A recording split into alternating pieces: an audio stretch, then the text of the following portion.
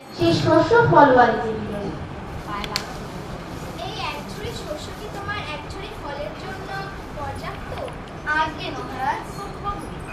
এই লীলা দেখে ছোট্ট কৃষ্ণ উদ্গ্রীব হয়ে উঠল।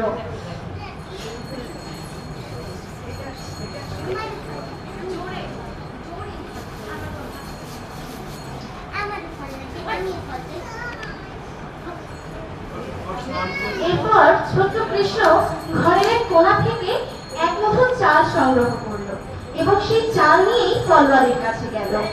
আরে তা নয়, আমার ফল চাই, কিন্তু আমার কাছে একটুকুই শস্য আছে। ও কৃষ্ণা। এরপর ফলওয়ারি তাকে ফল নেওয়ার জন্য বলল।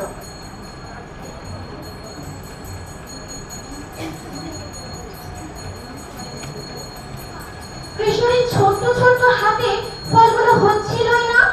তখন ফলওয়ারি তাকে সাহায্য করলো।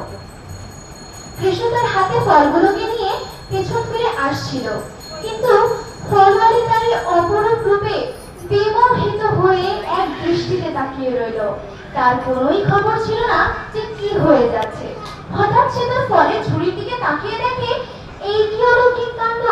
তার ফলের ঝুড়ির প্রত্যেকটি ফল যে রত্ন হয়ে গেছে। এ তো কোনো সাধারণ শিশু নয়। জয় শ্রীকৃষ্ণ।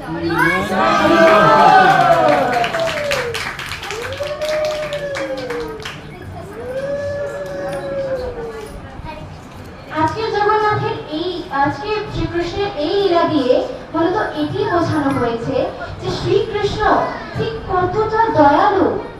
আমরা ভগবানকে প্রীতিপূর্বক ভক্তি সহকারে একটি ক্ষুদ্র বস্তু দিলেও তিনি আমাদেরকে তার দ্বিগুণ 3 গুণ উপহার দিচ্ছেন। তাই আসুন সকলে কৃষ্ণ ভক্তিতে নিমজ্জিত হই। হরে কৃষ্ণ।